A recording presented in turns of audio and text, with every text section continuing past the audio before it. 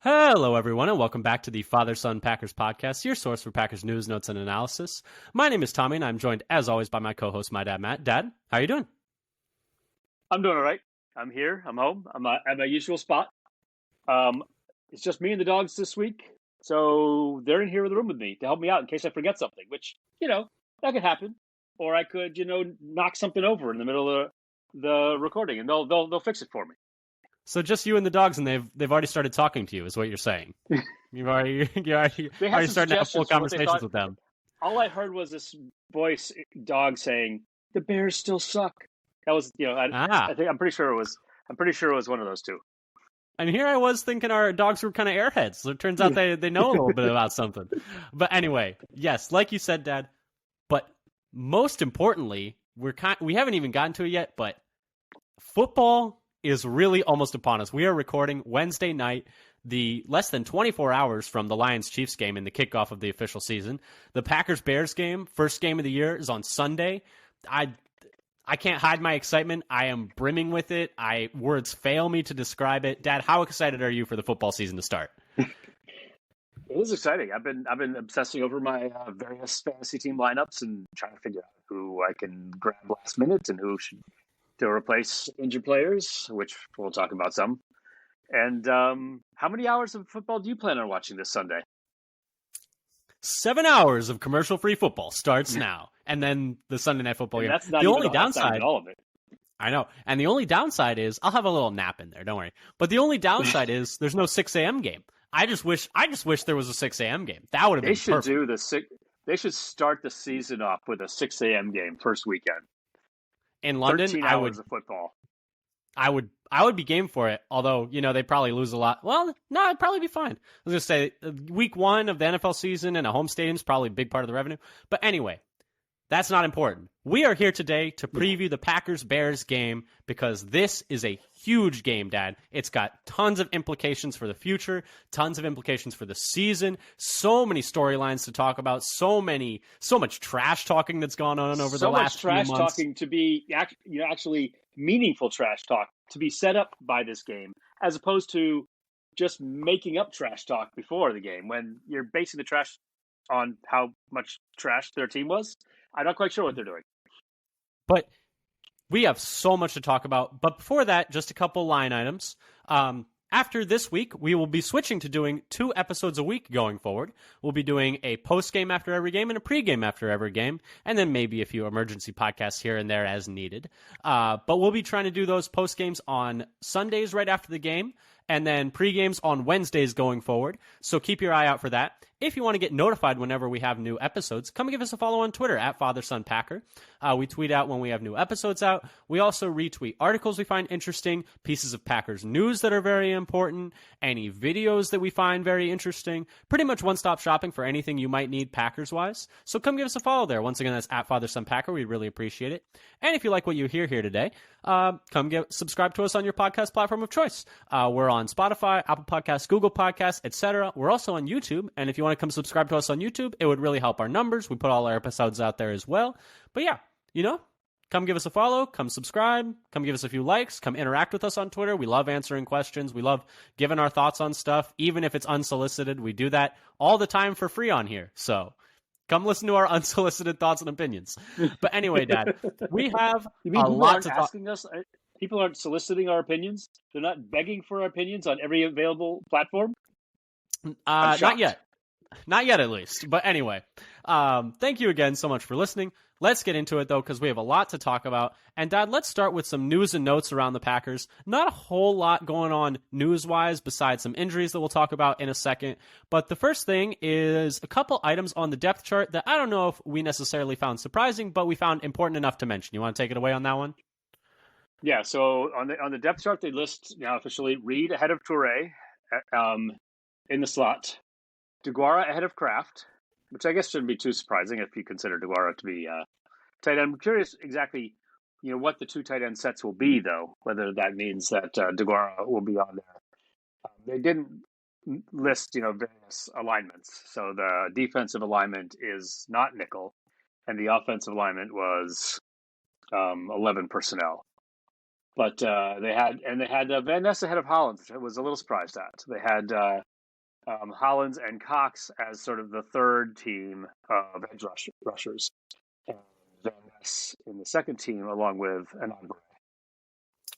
Yeah, and I think it's a little surprising because Hollins did seem like he was ahead of Van Ness almost the whole summer, but it's nice to see, them. Like they've said, this is a year for growth and development, and if you're not getting your first round pick on the field, you're not really doing that. Is, I guess, the best way of saying it. But those are the main news and notes items, Dad. But the real news and notes is the so far injury report for the Packers and Bears this week, which we will get to now as we're getting into our first official pregame of the year, Dad. How exciting. Not exciting, however, is the injury report so far. So this is as of Wednesday's practice. For the Packers, David Bakhtiari did not participate for vet rest and his knee. That's kind of to be expected.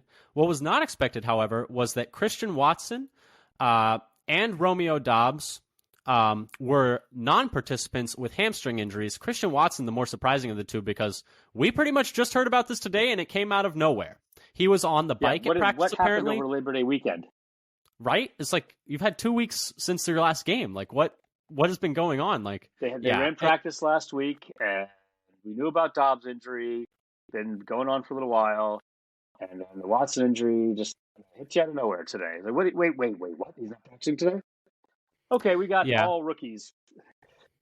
Yeah, pretty much. It's going to be a bit of a graveyard if those two guys can't go. That is going to be something to really keep an eye on because I think that could swing the game. That's important enough where it could swing the game. If you don't have your two starting outside receivers week one, and they're both hamstring injuries that can linger, and we'll talk about that in a second. But let's get through the rest of the injury report, and then we'll talk about Dobbs and Watson because I think those two are the most important to talk about. For the Packers, Rashawn Gary was a limited participant with his knee injury. Sounds like it's going well, though, and he's going to play week one, albeit on a pitch count. Then Dontavian Wicks was limited with a hamstring injury of his own. Apparently, they're contagious. And then Anthony Johnson Jr. was listed with a knee injury, but he was a full participant. If you remember, this kind of popped up a week or two ago where he tried going out to practice and then his knee was bothering him. But so it's nice to see him as a full participant. Heard about that from Andy Herman at practice, that he looked off when he first came out of the building and then went back in. I forget how long. Yeah, it might have been 2 weeks ago. The Wicks thing, I feel like, is an improvement over where he was a couple weeks ago after he pulled up with a hamstring injury in preseason game 2, I think it was. You could see he had to leave that game early. Yeah, that sounds right. And then on the Bears side, Jaquan Brisker was a limited participant on Wednesday with a groin injury. Eddie Jackson, so both these players are defensive backs, was a limited participant with an ankle injury. DeMarcus Walker, one of their D linemen, was also limited with a calf injury. And then Dylan Cole, one of their linebackers, was a DNP with a hamstring injury. But Dad, let's talk a little bit again, like we were going to say, about Dobbs and Watson, because these two are two really important players for the Packers. And I'll just give you a little bit of a stat. This is from Edwin Porras on Twitter. He is at FB Injury Doc. But this stat, so since 2018, wide receivers who didn't practice on Wednesday were out for the game 53% of the time. Now, the numbers tell me that means... That's for any injury? That's how I understand. It wasn't hamstring specific. Yes, that's how I understood the tweet as well. It was just for any injury. So that would lead me to believe that they will probably only have one of these guys. I'm going to guess it's Dobbs, given that Watson's injury seems to be more recent. Dobbs, as we know, was at least 2 weeks ago. But the fact that it's been 2 weeks and he's still a DNP isn't exactly ideal. Dad, where do you stand on all of this? Because it's not great. And Watson last year struggled with a hamstring injury as well. Yeah, the DNP is the most disturbing part about this with the hamstring. It's like, okay, we don't even know how severe it is, but it's too severe to do anything. Did you see if they hear anything about whether they were out of the building or were they rehabbing inside?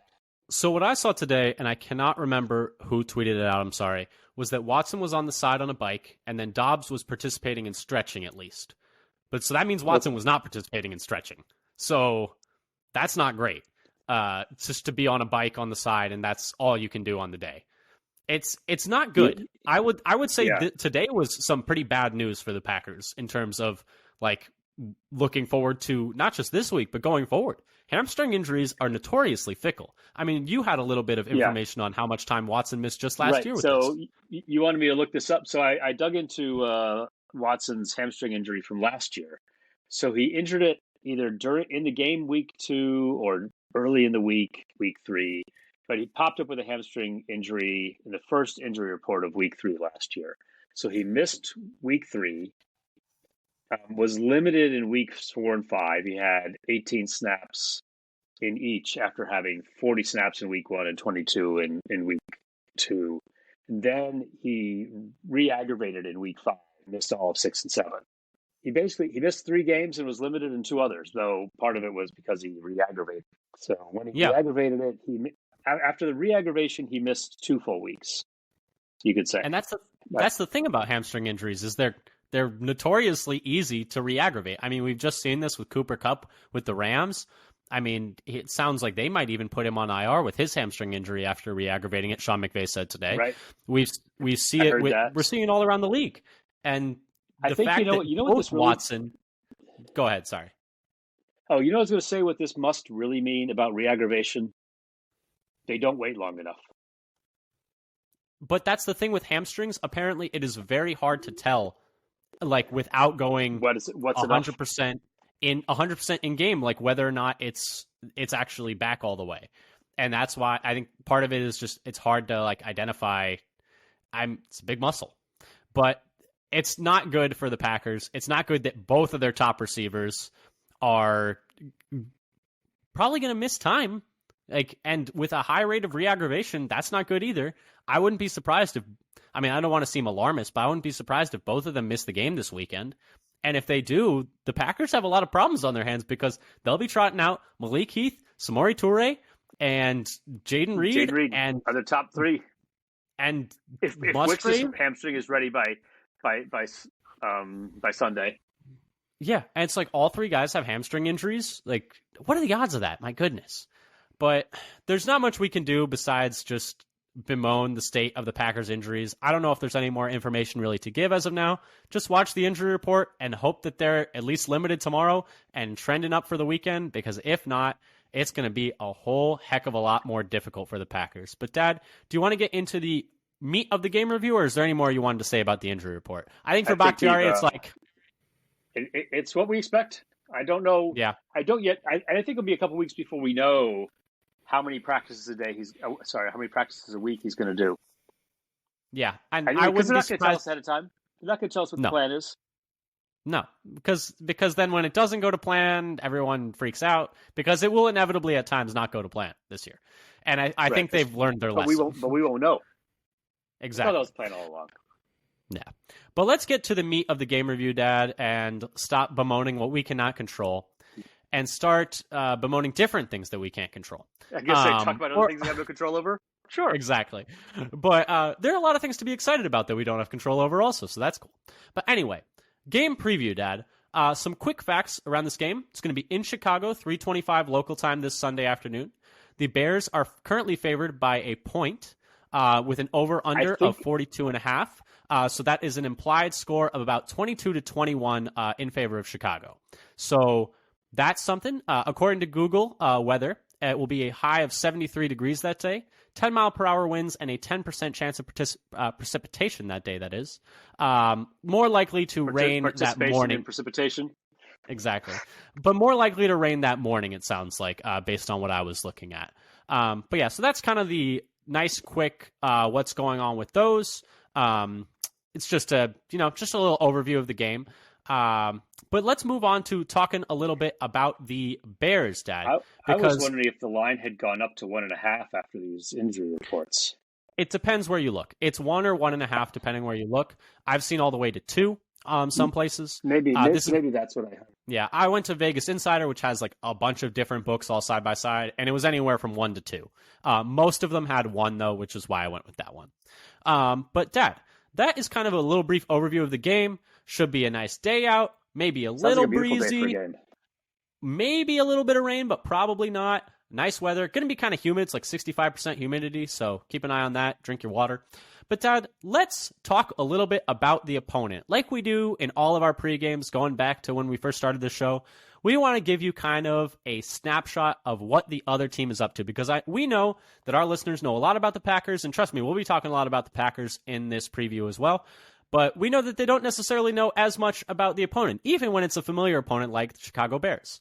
But Dad, let's talk a little bit about the Bears. So normally during these segments, we'll be talking about how the year has been going for them so far, but it's the first game of the year. So let's talk a little bit about how last year went for the Bears. And last year was a bit of a slog for the Chicago Bears, as they struggled going 3-14 en route to the worst record in the league. Per FTN, which is the new home of DVOA, it is no longer at Football Outsiders. They had the 32nd ranked overall defense by DVOA, with the 32nd ranked passing defense and the 29th ranked rushing defense. And not only did their defense struggle, their offense struggled as well, posting the 24th ranked overall offense by DVOA with the 30th ranked passing attack. And pretty much their only saving grace was they did have the 7th best rushing attack in the league last year by DVOA. However, it's a new day. It's a new dawn. I guess it's not exactly surprised that they had the first overall pick in the draft with those numbers. No, yeah. Bad team, has bad record, has bad numbers, gets number one pick is usually how it goes. But Dad, I think, if you ask people around Chicago, if you ask Bears fans, there's a lot of optimism going into this season, and that's in large part due to the large swaths of changes that they have made on both sides of the ball. Do you want to talk a little bit about the defense, and then I'll talk a little bit about the offense? Okay. I would say, I wonder if some of the offense going around Bears land is simply because the Packers have moved on from Aaron Rodgers. It has nothing to do with their own team at all. Well, their owner is no longer there. They're very happy about that. They think they're free at last. I think that's the big thing. But I think they have a lot of there are a lot of changes. They've churned a lot, and they're also hoping for progression from Fields. On defense, they made a number of changes to what was a bad defense. And I don't think they've necessarily done enough. So they had They're bad defense in a number of metrics. Bad run defense, bad pass rush. So they've tried to basically reinvent their middle linebacker core after trading away Roquan Smith last year and signing Tremaine Edmonds and TJ Edwards. Now, Tremaine Edmonds, he had his first and only above average season last year by PFF for the Bills, after having kind of a slightly below average career before that. So yes, but maybe they're just to add a little context there. He was a first round pick 4 or 5 years ago. Maybe same 5 year years as ago Jair, now by this. same draft as Jair Alexander.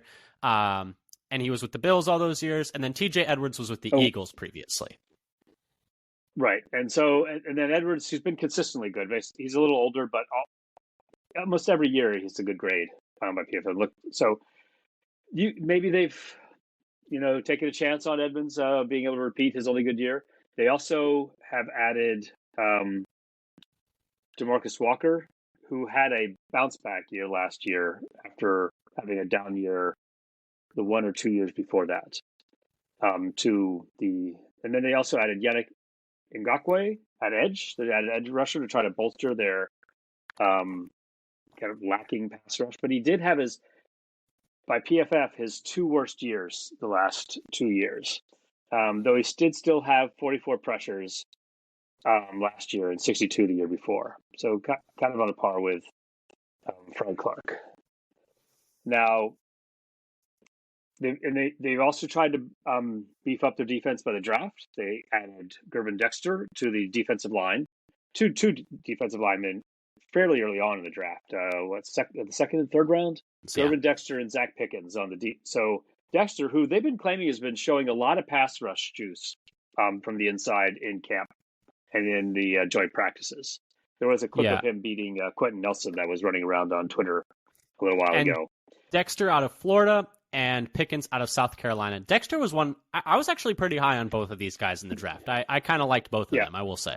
I thought that there was a chance that the Packers would go for Pickens sometime around it. And this is kind of late 2 and early 3 was a range. I thought they might go for a D lineman in the draft, but they went to a little different. They got there in a different route to get to the D lineman. But both of them had better pass rush grades than run defense grades. And so I think they may have done a few things to try to improve their pass rush, but they might be relying almost entirely on their inside linebackers to solve their run defense. And maybe they're hoping that they're just going to tap into the tradition of Chicago Bears middle linebackers, and that they just put a linebacker in the middle of the Chicago Bears defense, and all of a sudden he's going to be a star. Yeah, and a lot of people that I respect their football opinions have talked about how important that middle linebacker position is to the Eberflus style of defense. It is a little odd given. I know, right? Chicken or egg is the question. But yeah, so it is a little odd given that most people would consider it not a very premium position. But the Packers have spent high capital at the middle linebacker position just last year as well. So definitely something to keep an eye on. The question is, which team has the better middle linebacker group? Probably the Packers. It'll be interesting. I would say it's close. Well, one of the teams has on paper. We'll see. One of the teams has a first-team All-Pro. Is all I'm going to say. But anyway, I hope that happens again this year for the Packers. Yes, and they also added a body at cornerback in the draft, Tyreek Stevenson. I don't know if you had a chance to mention him yet. Not yet. Yeah. So they needed some help in coverage. I mean, they still have Johnson, who's secondary. Decent. Yeah, but they did need some better coverage. Yeah, and some people think that Stevenson could be good. Yeah, and then Brisker and Eddie Jackson, I think, are both pretty solid. Brisker's just struggled to stay healthy so far. He was talking some trash in his press conference the other day. I don't know if you saw. Yeah, both sides are talking some trash. I mean, I don't know if you saw what Rasul Douglas said. I haven't lost to them in 7 years. So Rasul said that can't be a rivalry. Well, that's not necessarily what he was saying. Rasul was saying Rasul was saying I haven't lost to the Bears, but I've also not been here very long, so it's not really a rivalry for me. He said it's more like when your best friend hates someone, so you hate them too. He's like, I don't really know him, but I hate him. That was what he was saying, which I thought was pretty funny. I did catch part of that as well. But I guess it was Brisker was saying, I hate Green Bay. Everybody hates Green Bay. Yep, that's what he was saying. It's God, some rivalry again. It's gonna be fun. But Dad, that's a lot of changes. We'll see if that smack talk leads to anything. Smack talk going both ways, and lots of former Packers on the Bears. Lots of former Packers on the Bears too, with Tunyon there, Mercedes Lewis there, Lucas Patrick, Luke Getsy. Lots of former Packers on the Bears right now. In fact, I think I read that EQ is still there too. There are more from the last time that the Bears beat the Packers. I read there are more Packers that lost to the Bears on the Bears than there are Packers on the Packers. I think I read, which is kind of like a wild number and a little bit of a mouthful to say. But yes, a lot of changes for the defense for the Bears. But Dad, we got to keep moving if we're going to get through all this because I have a lot. There are a lot of changes. We barely got started. I know. Isn't it great? Football's back, baby. There are a lot of changes on the offense. There are a lot of changes on the offense to talk about, too. With the first overall pick, the Bears ended up trading down, acquiring a mass of picks from Carolina, as well as young star receiver DJ Moore, who Bears fans kind of hope that he'll do the same thing for Fields that Stephon Diggs did for Josh Allen, that A.J. Brown did for Jalen Hurts. And so that's kind of the goal with that acquisition. And he has been a really nice player for Carolina the past few years. But advanced stat-wise, these numbers are from NFLELO.com. Moore doesn't necessarily compare as much to Diggs' 2019 season or Brown's 2021 season. He trails each by a large margin in EPA per reception, 0.72 for Diggs, 0.54 for Brown, and then down to 0.27 for Moore. Trails them in EPA per target, and he trails them in EPA per route run.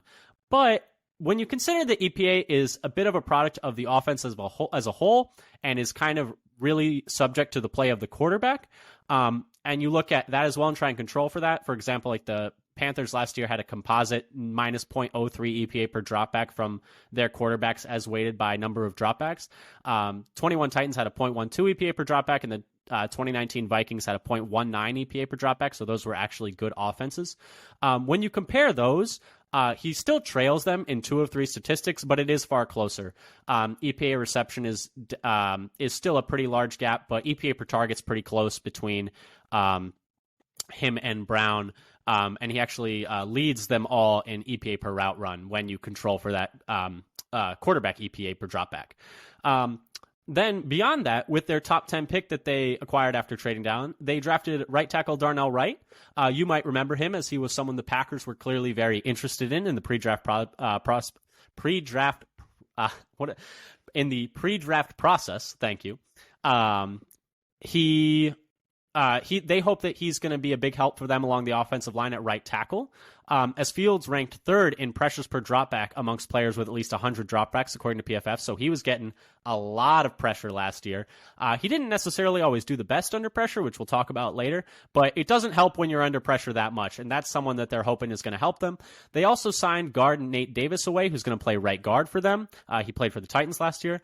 Amongst guards playing at least 50% of snaps last year, he was 14th in PFF grade and ranked 27th among guards in pressures per pass blocking snap, with guards of at least 100 pass blocking snaps. That's also per PFF. And then beyond that, they have Chase Claypool with his first full offseason with the team, Darnell Mooney healthy after having ankle surgery this offseason, or last season, that is. And then they have new additions at running back with Deontay Foreman and rookie Roshan Johnson, and then Khalil Herbert taking over David Montgomery's role as the lead back. So a lot of turnover here for the Bears on both defense and offense. Some reasons for optimism with them bringing in some premier talents like DJ Moore and someone who I think they clearly hope is a premier talent in Darnell Wright.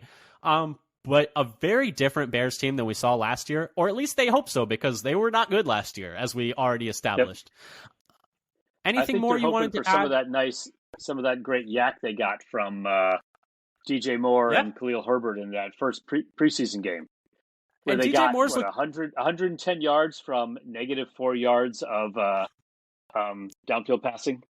Yes, and I think DJ Moore's looked really good in the preseason, but we're going to see what it looks like when you're going against a starting defense with non-vanilla plays, much the same way as we talked about how we're going to see what it looks like for Jordan Love with a non-vanilla defense and like starters playing.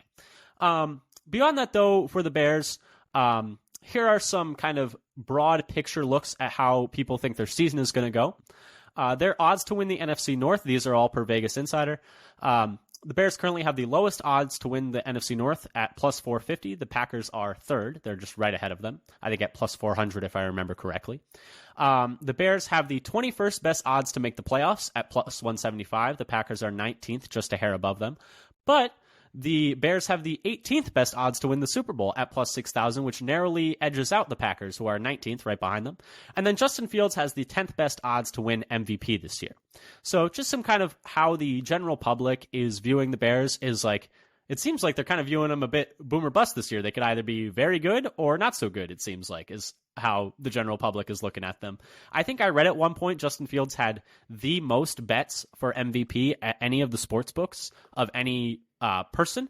For reference, though, Trey Lance had the most bets for MVP last year at all sports books, if I remember correctly. I think it's just because of the payouts. The payout's good. And also, it's a lot of Bears fans. There's a lot of fans, But I think the big thing, like Lance and Fields, you're betting. People are betting on the long shots. You don't have to bet much to get a lot of money. That's probably true. But Ted, anything else you wanted to say about what's going on with the Bears? That was kind of a broad strokes. This is what's going on with the Bears. Some of it not so broad strokes. Some of it a little nitty gritty. Yeah. I would say if you look at a bunch of different sites, that the consensus seems to be, at least has been for a while, and maybe it started to change. Bears and Packers fighting it out for last place in the NFC North. Most people think that it's Lions and Vikings. I don't agree with them. That Lions Vikings would be on the top because I don't think the Vikings are very good. I think that the Vikings could be last. I would be a little surprised, but we're not here to talk about the NFC North as a whole, Dad. We'll have a lot to talk about. But I would say that and both teams have a lot to prove and a lot of uncertainty that we won't really know the answers to until the regular season is going. Yes, and both teams, they really parallel each other quite nicely. Both teams have high hopes with their young quarterbacks. Both teams are, like, a lot of their hopes are hinging on those young quarterbacks to play well. Both teams have, big changes. Their coaches have questions to answer in terms of Matt LaFleur, like, can he do it without Rodgers? Matt Eberflus, is he the right coach for the Bears? They've had two, or I guess it was his first year last year, but last year did not go very well. This year they've kind of reshaped the defense around him, and it's like, hey, like, these are some of your guys. Time to get some results. But Dad, let's talk a little bit about our general thoughts about the game. We like to do these little ones in sections, but we're going to start with, hey, now, play nice, where we say at least a couple nice things about our opponents. Dad, would you like to start us off? So I guess we decided to mandate a play nice section so that we don't talk nasty the entire time. Shall I go on? So what I noticed this a little bit in the offseason, we were looking at comparing players in different positions, that I feel like in looking through this, that the Bears O-line is better than it generally gets credit for.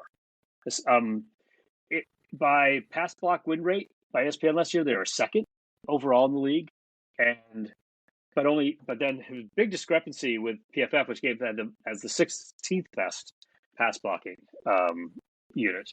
They're fifth best in run block win rate by ESPN, and sixth best by PFF. So those kind of agree.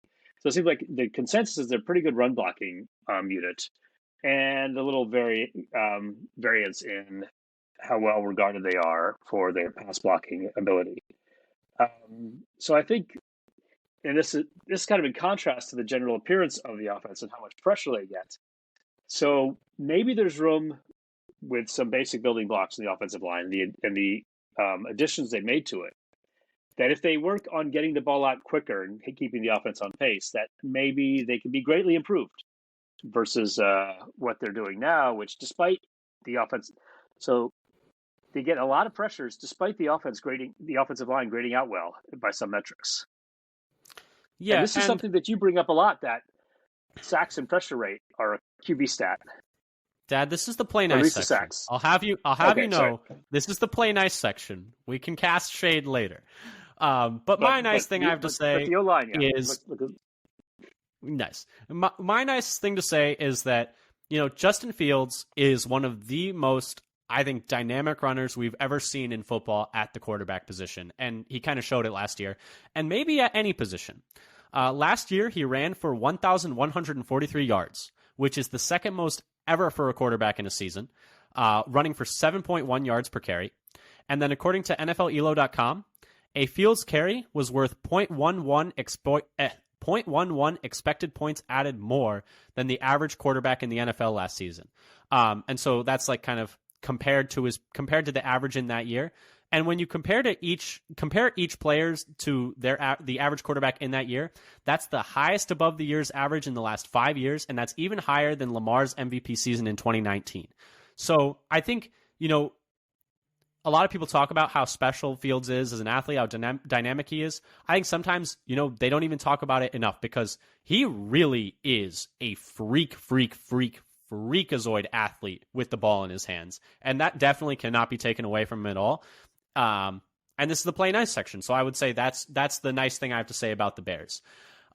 Let's get all of our nerves out of the way, though, Dad, and go on to our next section, unless you had something else you wanted to add, where we'll talk a little bit about what we're nervous about. And my mind kind of transitions into that kind of well. But do you have something you wanted to say? Oh, just about Fields running in the open field is like, there are not many linebackers or even safeties who can keep up with him. And the corners aren't big enough. So pick your poison. But my thing, this next section, is I'm nervous about ellipses. And what I'm nervous about, Dad, I know you're going to talk about the running game. Scary punctuation. Right? I put a lot of them, too. How many ellipses are there? I can't even count them all. They're too close together. They're too close together. You're going to need to get your reading glasses out. But you're going to talk a little bit about the running game as a whole. I'm going to talk a little more about Fields specifically running, because not only is he elite at it, it's a bad matchup for the Packers. Whenever you see a running quarterback, I get flashbacks to Colin Kaepernick just running roughshod over the entire Packers defense to the tune of 180 yards. But in 2022, the Packers allowed 5.5 yards per carry to quarterbacks, according to StatMuse, including a 6-carry game for 71 yard to Justin Fields when they played the Bears last in December in Week 13. In fact, in the 4 games that Justin Fields has played against the Packers with Joe Barry as defensive coordinator, he has rushed for 52 yards per game and 7.2 yards per carry. And a lot of that is actually held down by an 8-carry, 20-yard performance he had in Week 2 last year. If you take that out, and I know that was a good performance from the Packers defense in that game, but if you take that one out and look at the other 3, he's actually averaging 63 rushing yards per game and almost 9 yards per carry. So they have not done a very good job stopping him running. And under Joe Barry, they haven't really done a good job stopping many mobile quarterbacks. The Packers have allowed 50 rushing yard games 5 different times by quarterbacks, 2 of them to Justin Fields, 1 to Tyler Huntley, 1 to... was it like Heineke? Taylor Heineke, and then the 1 to Jalen Hurts where he ran for 157 yards. So it has not been good containing running quarterbacks under Joe Barry, and Justin Fields, like we established, is very good with his legs. And that's going to cause some problems. Dad, what are you nervous about in this game? Yeah, so I put in more generally about the Bears running game. So as we talked about before, the Bears O-line graded out really well in run blocking by both PFF and ESPN. While Green Bay had the 8th worst run D by PFF and 2nd worst in ESPN's run stop win rate. So those are things that make me nervous, that matchup. Give me flashbacks to last year's Eagles game where they had 363 yards rushing on 7.4 yards per carry. Or the 2019 Niners game that had 285 yards on 6.8 per carry. So the worry is, does it matter if the Bears can't pass? If they run like that, do they even need to pass? And it doesn't matter how good the Packers' coverage and pass rush are if they're going to get 7 yards a carry. Yeah, and so the thing is, Green Bay gave up 5 yards per rush.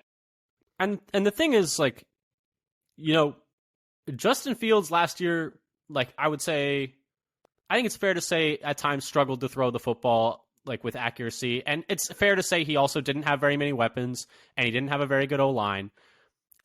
If he puts together if he puts together a good passing season, like I know a lot of Chicago fans are hopeful that he will, he's gonna be really hard to stop. Like that's gonna be very difficult to deal with if he can make those strides as a passer this year. Which I know there was an article by, I think it was Ted Wynn of The Athletic, who put together a very nice article about how he thought that Fields would take that step as a passer this year. And I found it very constructive. It actually raised my my opinion of Fields quite a bit. It's a good read. I'll send it to you. But so if he makes those strides, if he makes those strides as a passer, it's going to be very difficult to stop him. And I think even if he hasn't made those strides as a passer, it could be very difficult for the Packers to stop him because they haven't been able to stop the run for years, really. And there'll be a game here or there where they will stop the run, and you'll be like, why don't they just do this every time? And then there'll be a game like the Eagles game where it's like, okay, there's 380 yards later. There we go. Yep. So we'll see what happens this game. Tevin Jenkins is going to be out. He was actually their highest graded run blocker on their O-line last year, so they've added a couple in. I think the general consensus may be that Darnell Wright might be a better run blocker than pass blocker at this stage anyway. So we'll see what their line looks like for run blocking this year. Well, while you bring that up, that kind of transitions to our next section and what I was going to talk about, unless you wanted to add something. Go ahead. Well, the next section we have, we're going to finally start getting to the good stuff. Exploitable weaknesses for the Bears. And this is where we talk a little bit about where the other team might be vulnerable, and we might have some parts that the Packers can take advantage of. And my first one that kind of got teased by you is the Bears really do not have a lot of continuity along their offensive line, or really many reps together at all, even during the offseason. Like you mentioned already, Tevin Jenkins is on IR, so he's going to miss the first 4 weeks at least. And he was planned to be the starting left guard. And then as soon as he was declared out, they moved their starting center, Cody Whitehair, over to left guard, and they now have Lucas Patrick at center. So they've got one guy switching positions.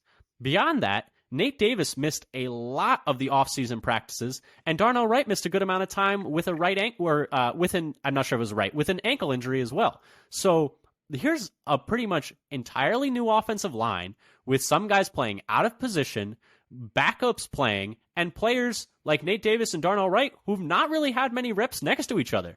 So that's not a very the players individually have a decent amount of experience, but it's not a very experienced unit playing together, and they have not gotten many practice reps together at all. And I think that is something that the Packers should be able to take advantage of in terms of, we'll talk a little bit about what game plans we want to see from the Packers in a bit, but more stunts, more blitzes,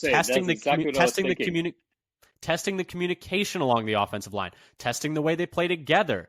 I think that is going to be paramount to like controlling this game from the defensive side. And we'll talk about that in a bit. But I think that is a very exploitable thing from the Bears side.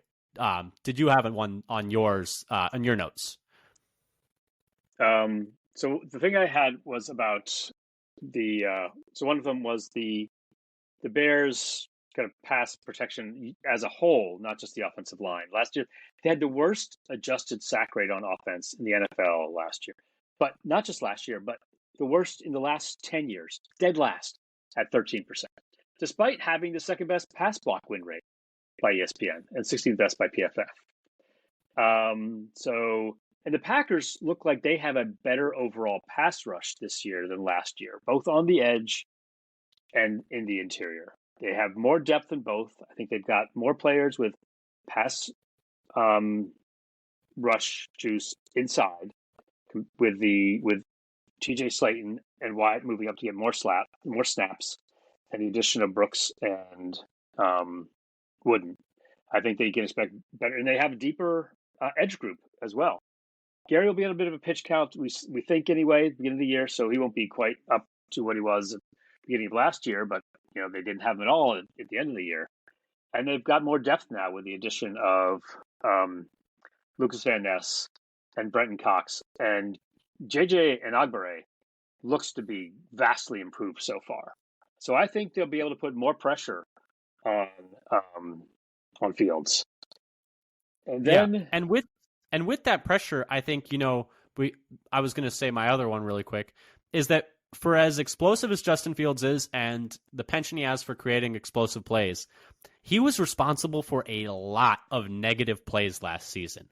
Amongst quarterbacks with at least 50% of necessary dropbacks, these are per PFF, he converted pressures to sacks at the second highest rate amongst all quarterbacks last year. The only one higher was Baker Mayfield.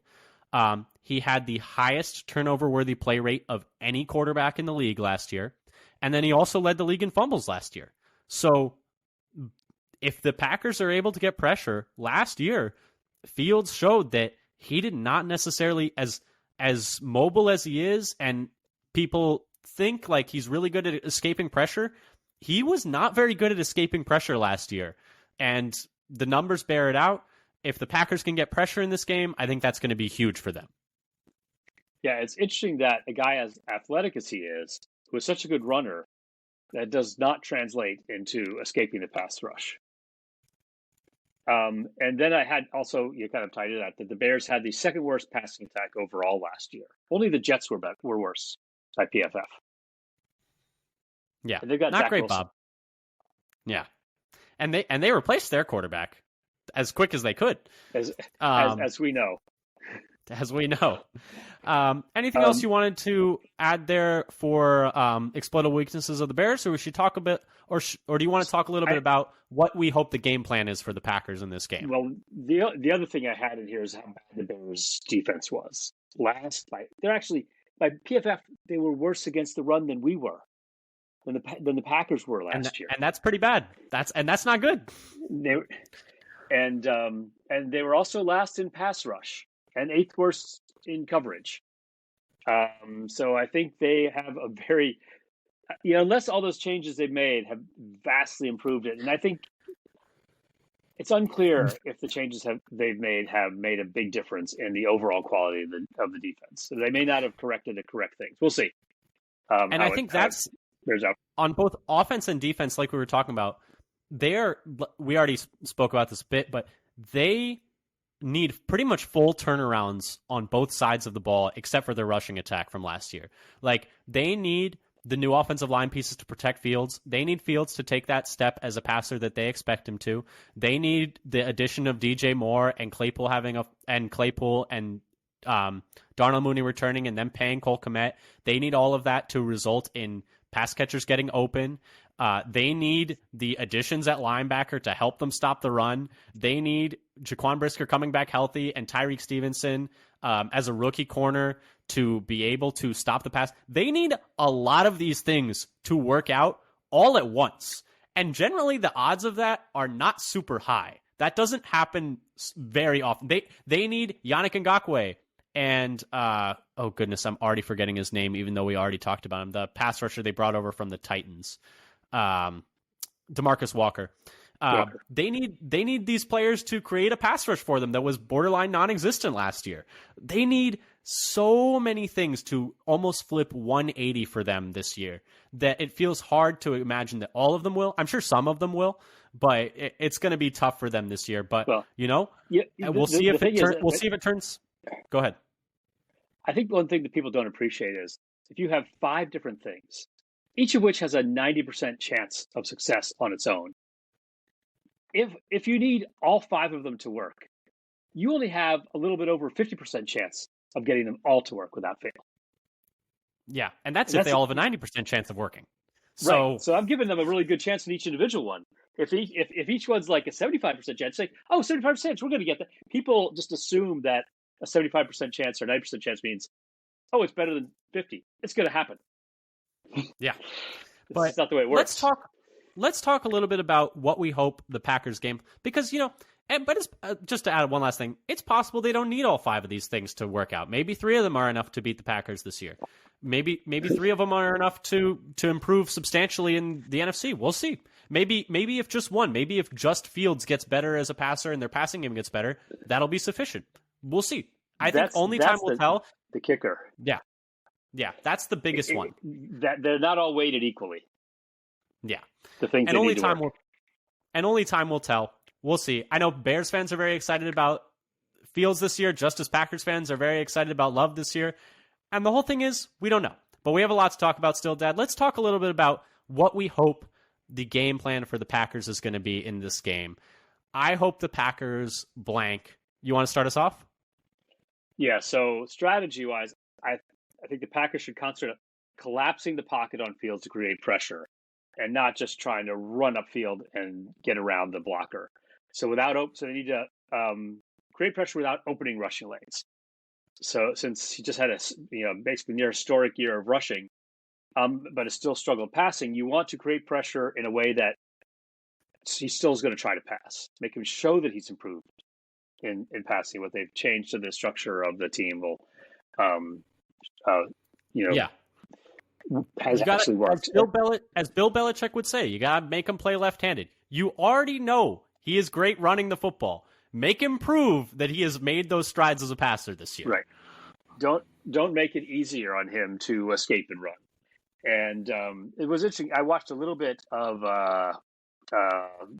YouTube video by the QB School on Justin Fields' preseason game 3, and it was not pretty.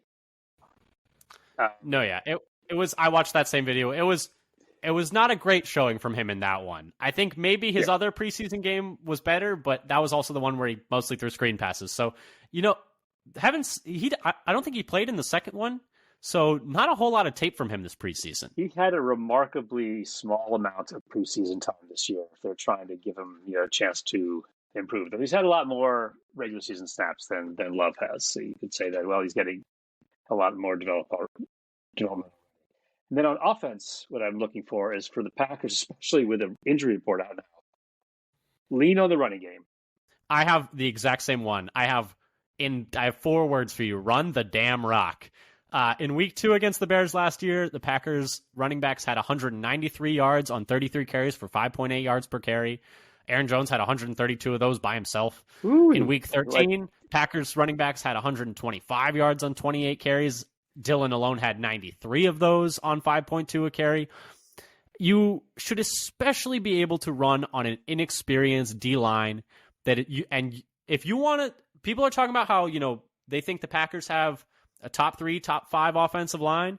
they're great at pass blocking so far, but you got to also show it in the run game. And I think we saw some real positives of that in the preseason, but that's just preseason. We got to see it in the regular season too.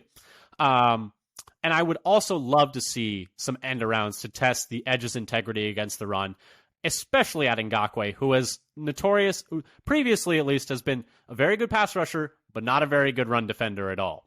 So that's what I would like to see. And then for the love of God, do not let Fields scramble. Quarterback spy every play if you have to. There was a play in week 2 of last year. I was rewatching the games. Fourth quarter, 8:30 left. 3rd and goal, Bears down 14. Kind of a last chance for them where they need to score a touchdown here to keep this a game. And Justin Fields slips out of the pocket and he's sprinting towards the right pylon. And Quay Walker, in his second game in the NFL, runs him down and brings him down just short of the goal line as he's reaching out for the pylon. The Packers then stuff the Bears on 4th down, and that ended up being the game. And that is the kind of effort and energy the Packers are going to need from every player on the defense in this game, because you cannot afford to let him get loose if you want to win this game. Anything else you wanted to add there, Dad, before we move on to our next bit? That's the thing. You got to maintain discipline, hustle after the ball. Yeah. And just whatever you do, don't let that man get loose, because that's how you're going to lose that game. Let's move on to our next section, which is don't take your eye off that guy. And this is either players that we think are going to be standouts or players that we think will be deciding factors in the game, where it's like if they play well, they win. If they play badly, they lose. Dad, I think you have one of the second ones. Yeah, so I went on defense, basically following right. It turns out to be following right on what you're talking about. The Packers inside linebackers. If Campbell and Walker can take good angles, stay on balance, and tackle to the ground, then I think the Bears offense will struggle. If they can't get the chunk plays by getting into the Packers secondary, where they, I have very little hope that a 10-yard run won't turn into 50.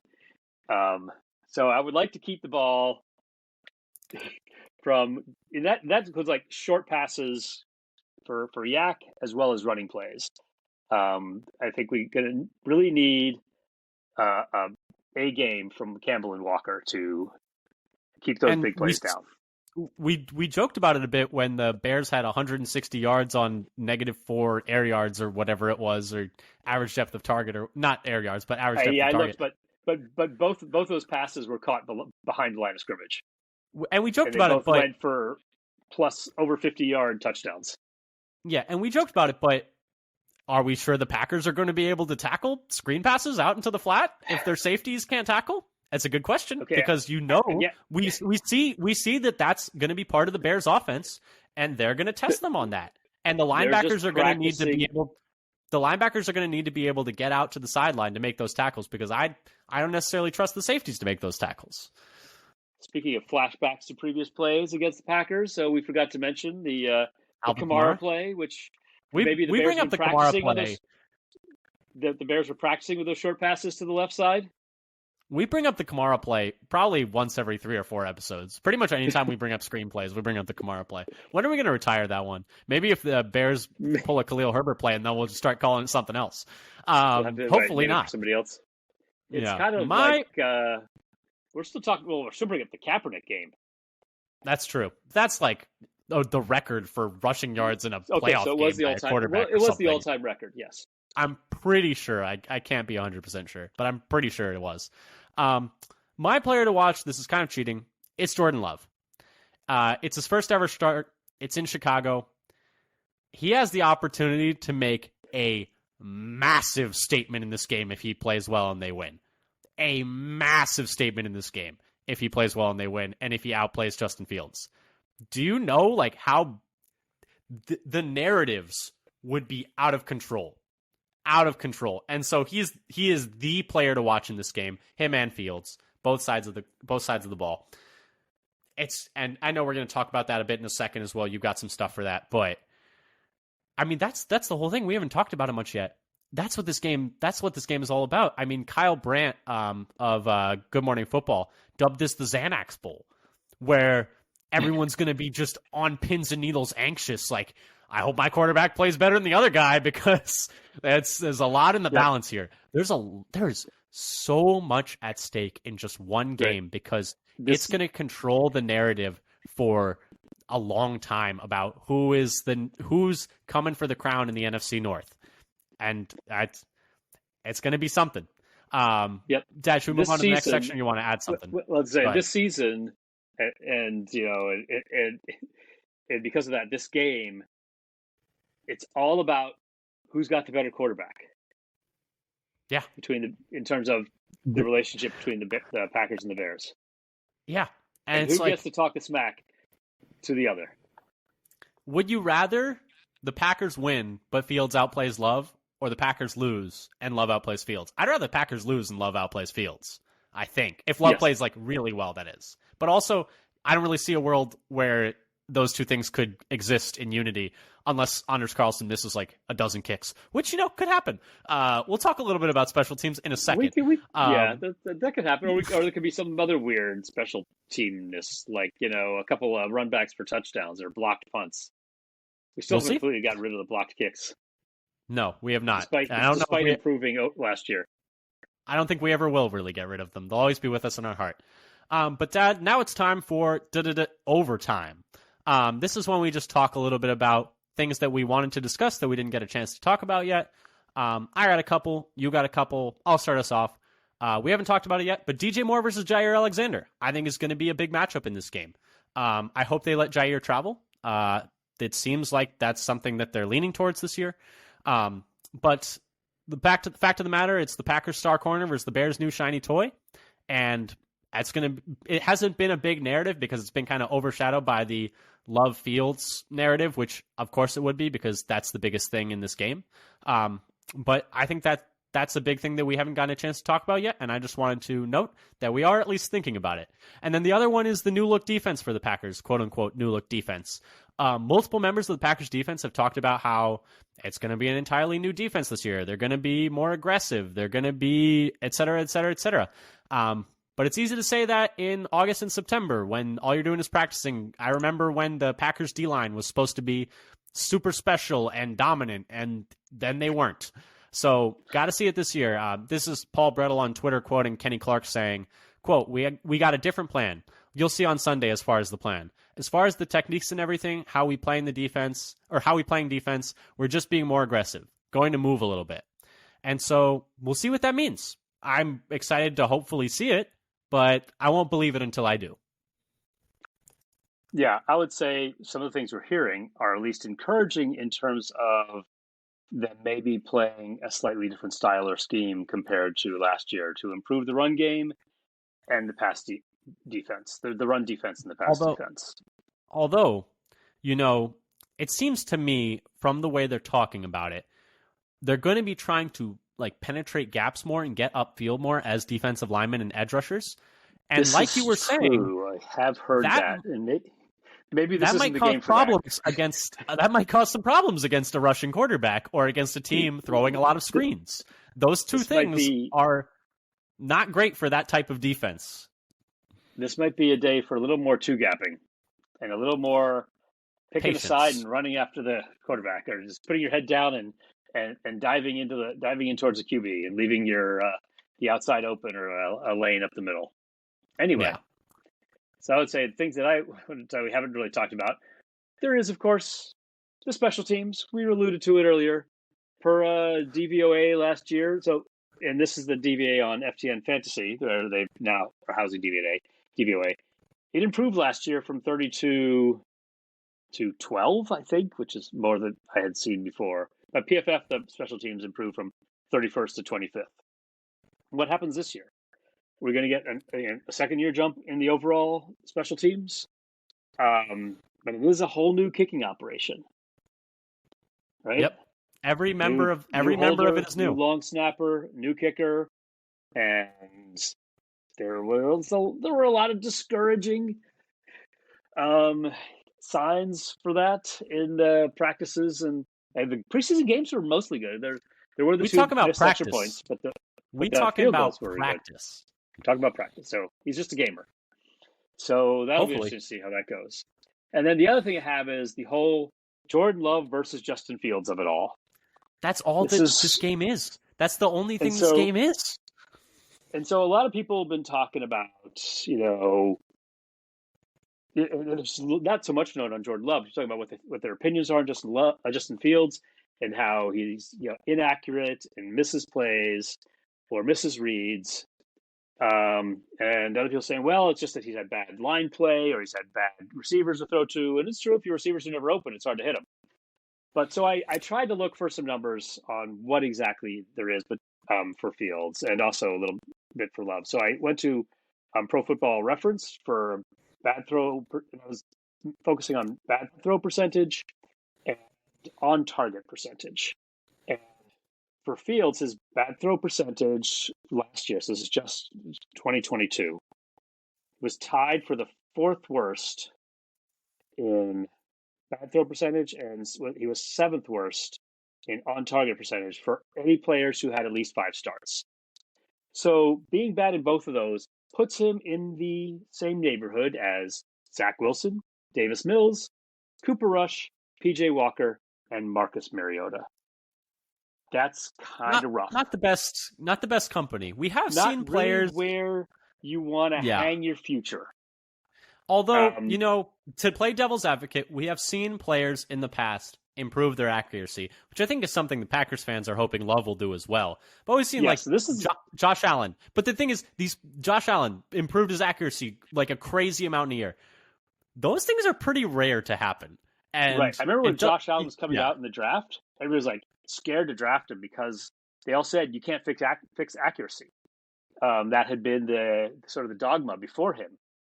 And so that I was also curious how Love would look in some of this because we've watched him miss targets in the preseason and practices this summer.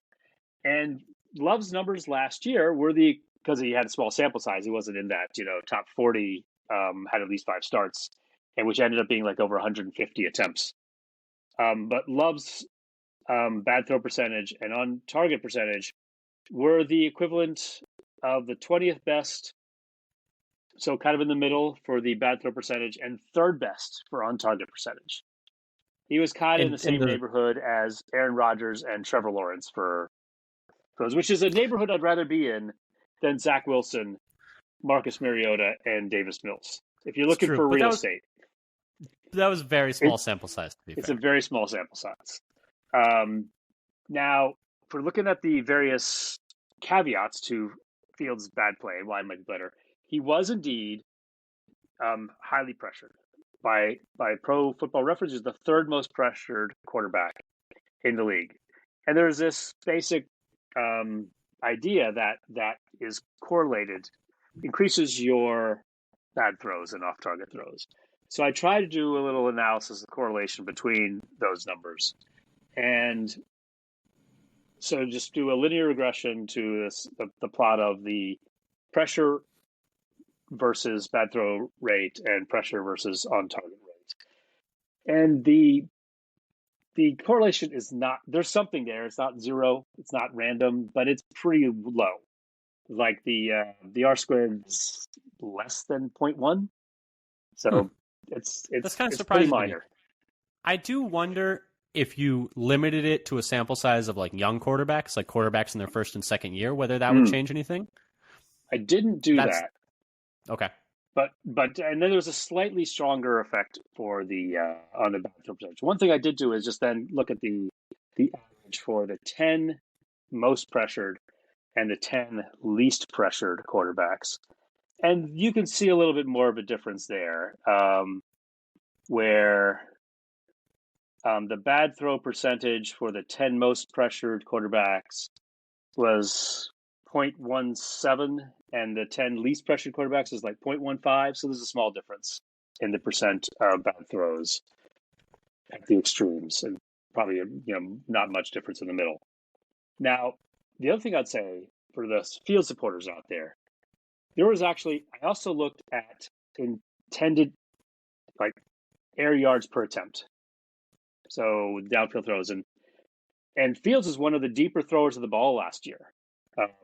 And there was actually a stronger correlation with off-target and bad throws on the deeper throws than there was to pressure.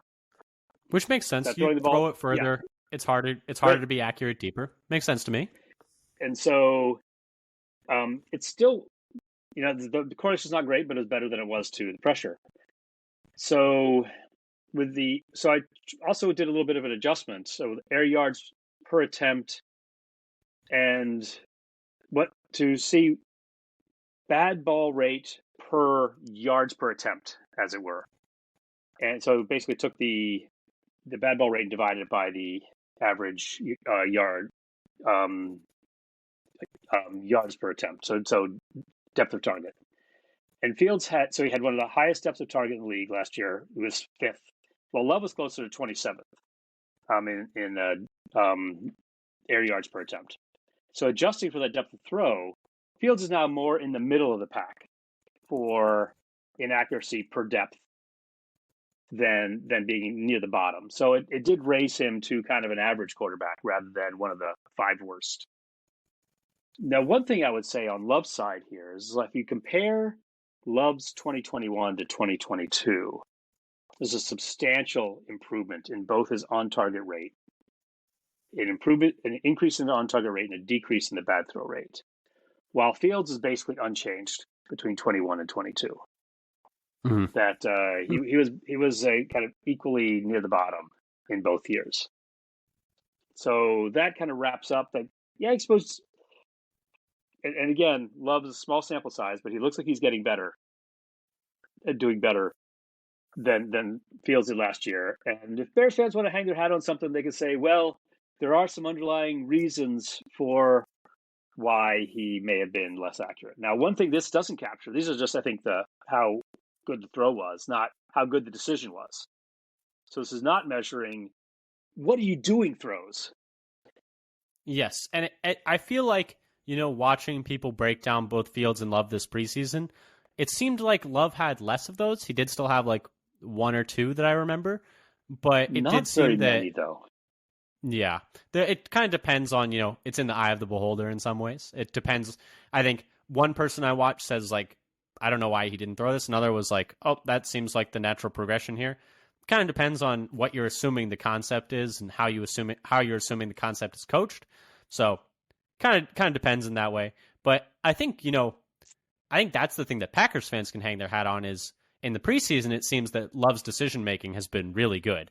And I think the biggest question mark that I have with Love, and I've seen other people have this opinion, Aaron Nagler, I think I heard on Cheesehead TV have this opinion, is like, I think back to the Chiefs game, and I'm like, what if the defense just blitzes every time? Brings the house, every play. And they just bring the house. Because that did not go well for the Packers last time. They had not a whole lot to handle it.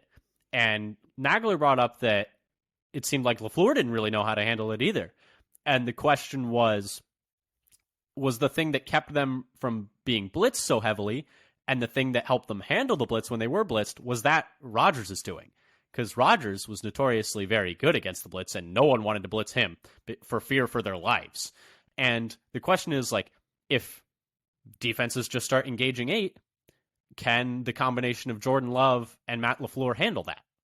And that's kind of the bit of like it's just an unknown, conflictedness, unknown, at this point. A little maybe some concern. But I think everything else we've seen for Love is, in my opinion, the preseason, for as much as you can in the preseason, checked every other box. And now we just need to see it in the regular season. But the thing that he has not checked yet is handling massive amounts of pressure and changing the protections.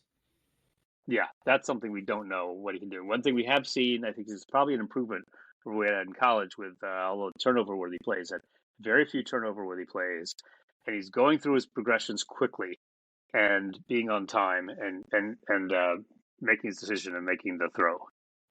Yeah, I would say, besides a few misses here and there, the preseason went about as well as you could hope. But anyway, Dad, anything else you wanted to add with Love and Fields, or do you want to move on to our last bit and start wrapping up here? That's what I had there, is that mostly an analysis of the accuracy of the throws that I wanted to go over.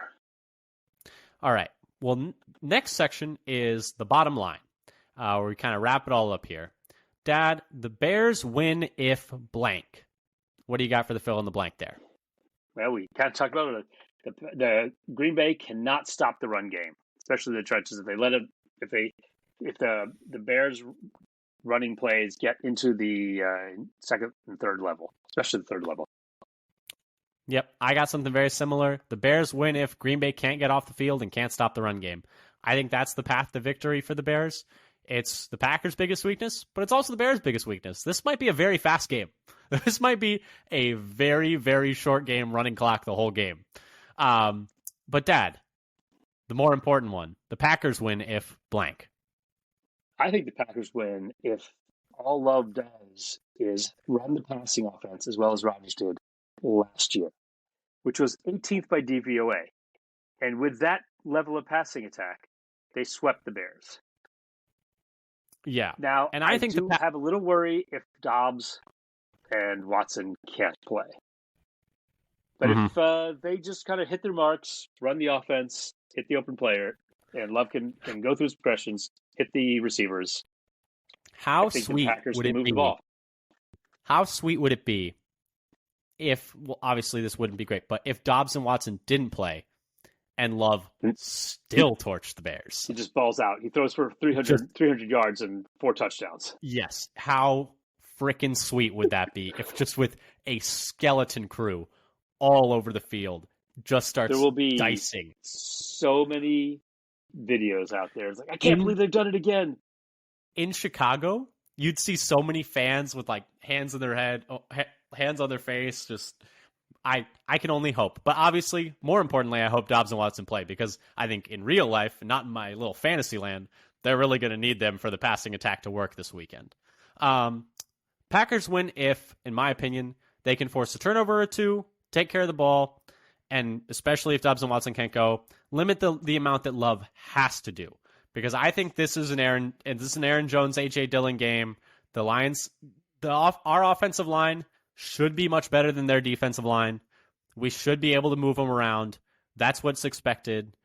And I think just run it down their throats and get a couple takeaways, get a couple stops, force Fields to make some negative plays, and then that'll be enough for a Packers win. Dad, wrapping it up here, score prediction. What do you got? I've got Green Bay winning 26-21. Thought about going for a high-scoring game, but that seems a little less likely. No, you don't. That is mine. That is my score prediction. Oh, go look at yours. Right. 24-17. That's kind of similar. 24-17 was mine. I just went down. You stuck yours in. I kind of set you up there. Mine was up there first. I set you up a little bit. I forgot what I actually wrote. Well, because I know I had 26-21. You know why? 2 missed extra points. I'm calling 2 missed extra points, unfortunately. So that's how they're getting to 26. So they're scoring 4 touchdowns. Why not? Why not? So, all rushing. Yes. No. You had now I wish you had gone first. I know, right? 24-17. I put my number in so long ago I forgot what it was. So I just look at the pretty numbers. I'll read one of them or 2 of them. But yes. But like I said before, but I had thought a little bit at one point about putting in that's the other thing. I changed my mind after I first wrote it to I had 34-28 or something. I thought, maybe it'd be high scoring. The Bears actually went through a stretch of high scoring games last year, but it was short lived. I looked at the whole records like, oh wait a minute, the last 5 games they were bad.